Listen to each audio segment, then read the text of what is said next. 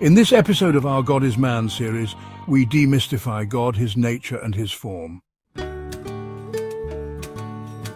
The nature of the Christian God has been obscured and hidden from today's Christians as the entire Christian community preaches about the incorporeality of this power.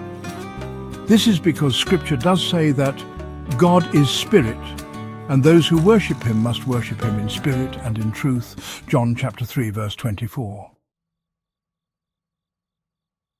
If you refer to the Scripture and meditate on this verse, the more confused you will become. But as the confusion becomes constant on that point of inflection, so must it give way to the triumph of understanding. If indeed we should worship God in spirit, does that imply we must transmogrify into the realm of the spirits? Or is there more to it than just the literal understanding? Is it really so that God is a spirit we cannot see, so we must transmogrify into that form before we can worship him? Obviously not, but yes. No, because to be in spirit is a symbolism of holiness and righteousness, as the book of Galatians makes it clear. I say then, walk in the Spirit, and you shall not fulfill the lust of the flesh. For the flesh lusts against the Spirit, and the Spirit against the flesh. And these are contrary to one another, so that you do not do the things that you wish. But if you are led by the Spirit, you are not under the law. If we live in the Spirit, let us also walk in the Spirit. Galatians chapter 5, verses 16 to 25. Indeed, the flesh will always desire for sinful acts, but the Spirit desires for what is good. The Spirit is righteous and holy. And yes, also, because being righteous or holy is a symbolism of a converted humanoid system into a spiritual godly form. Take this as simple as that. Maybe the mystery herein will be revealed later as the episode unfolds. Notwithstanding, come to think of it, spirit and matter are not necessarily separate entities. The two are same and come together to make a being. God is spirit, and those who worship him must worship him in spirit, and in truth is meant to say God is a body of form and shape. The word spirit consists of materiality. This is emphasized in the book of God. The literal translation of both the Greek pneuma and Hebrew ruah words, here rendered spirit in John 3:24, is breath or air. This air is the intrinsic life force which animate all things. Webster's 9th edition defines air as breath, or the gaseous substance surrounding the earth. A gas is a loose assortment of various types of atoms. An atom, in turn, is an extremely tiny ball of energy. Energy, then, is the root of air. And in the ancient world, energy and spirit were synonymous. Both spirit and matter, the incorporeal and the corporeal, are two manifestations of the same one reality. Theologians call this one reality God. Philosophers call it that. Scientists call it energy. Madame Blavatsky, matriarch of Theosophy, notes, spirit and matter are but two primeval aspects of the one and secondless. The two are different forms of the same basic stuff, in much the same way as ice and steam are different forms of water. The word pneuma was used because it conveyed this meaning of corporeality. Grace Jansen in God's World, God's Body observes, Scripture does say, of course, that God is spirit, pneuma. But pneuma in the Greek text of that time did not necessarily indicate incorporeality as we would expect. In fact, it was sometimes taken to imply the reverse. We can observe this in the Stoic philosophy of the time, where pneuma required corporeality. According to Stoicism, God and the world are composed of the same stuff. The creative fire which rules the universe is pneuma. According to the Stoics, this verse was to be understood as God is a spirit that permeates all things and contains all things within himself, quoted from the Book of God, pages 6 to 8. Now, according to the Bible, God created mankind and gave him dominion over all the things on earth, such that he gave man that godly power to recreate mankind. However, our dominion and control of the earth does not reach perfection unless God comes to the aid of mankind in the course of time, as he wishes to perform some particular tasks. This he does when his chosen people go into difficulties that are beyond the ken and ambit of human power, and there is the need for a new way of salvation. This has been the routine since mankind inhabited this planet, such that God comes to our aid whenever the task is beyond human powers, and there is therefore the need for highly heavenly powers to come into the equation. However, one thing that mankind must understand is that God never sits up above in the heavens and works anything out for us.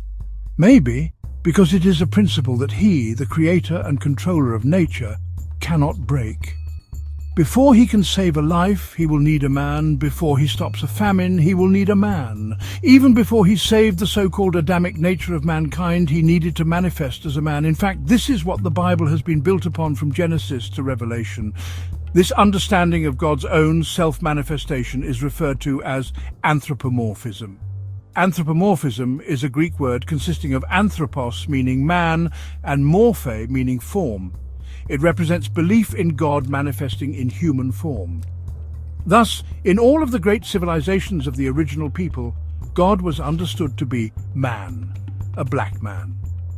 The Jewish Encyclopedia notes, anthropomorphism is of course met with among all the people of antiquity, not excluding the most advanced. The Book of God, page 18. Albeit the conscious effort of some of our kind to adulterate and somewhat dilute the Holy Book, purposefully to hide this crucial information from the recent human generation, there still remain some remnants of this extra-limbic consciousness in the somewhat diluted Holy Book. However, understanding this consciousness needs rather the help of the universal consciousness which the Spirit will willingly grant as He pleases. One would mull over this question. Was it that difficult for God to stay up there in the heavens and manipulate the minds of Pharaoh and his kinsmen to give the Israelites their freedom? Somehow, He has power to do beyond what you are thinking, yet He, God, respects natural principles and that He only does things on earth through men. That was the essence of creating mankind. The principle is this simple. The Spirit cannot perform human tasks unless that spiritual energy is converted into an animo-humanoid form. Be that as it may, it is not just any man that through whom God does His accomplishment on earth. It is actually the Spirit that descends unto our planet in the human form. And when the Spirit is converted into the animo-humanoid energy, such men are unique and exceptional among all men. Notwithstanding, were these men, however, God Himself? How does the God Christians believe in look like at all? Who is God, or better put, who is a God? It is written, "Then God said, let us make man in our image, according to our likeness." Read in Hebrew as Naseh Adam Biselmenu Kidemutenu. Genesis chapter 1, verse 26. One who understands Hebrew should observe that the words selmen, image, and demut, likeness, denotes the outward or physical form, and not just a spiritual attribute as classical theology will put it. Helmer Rengren wrote in his Israelite Religion that the meaning of the words selem and demut hardly allows this statement to refer to anything but corporeal similarity. Israelite Religion, page 70. Secondly, in the 3rd and 11th chapters of Genesis we observe these words too. The man is become as one of us, and let us go down. This plurality of the creators is depicted in most instances of the Bible. In the very beginning of the book of Genesis it reads, Bereshith bara Elohim. In the beginning the Elohim created, Genesis chapter 1 verse 1. And in verse 27 it is observed, Vayivra Elohim at ha'adam beit salmo, beit zelem Elohim bara otho, zakar vingabar bara otham. And the Elohim created the Adam in their own image. In the image of the Elohim created they them, male and female created they them. Graham stated clearly in his Deceptions and Myth in the Bible. The word Elohim comes from Alheim and means the council of gods. Quoted from the Book of God, page 293. Madame Blavatsky again observes in the 3rd volume of her Secret Doctrine that the ordinary English translators of the Bible render the word Elohim by God. It translates a plural noun by a singular one. The only excuse brought forward is the somewhat lame one that the word is certainly plural, but is not to be used in the plural sense, that it is a plural denoting excellence.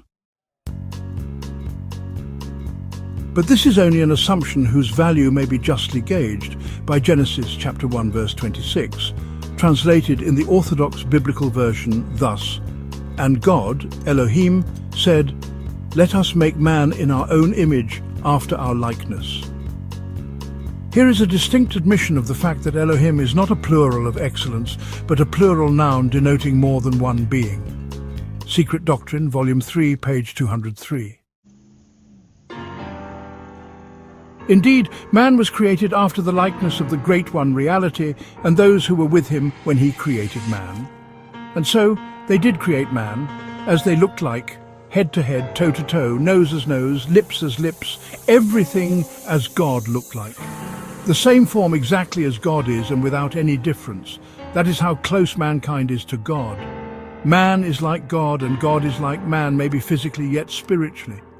Because the spirit and matter are the same entity, the one reality existing in different forms. In conclusion, we find out that man was created in the likeness of God in all physical standards, form, shape, etc. And again, that the God, the Creator, was not one being but a host of gods. These beings called gods are like men, and men are like God. Like Manly P. Hall observes in The Great Mysteries of Egypt, there was a secret theological system in which God was considered as the grand man, and conversely, man as the little god. Indeed, God is like man, and man is like God. To be continued in Part 2.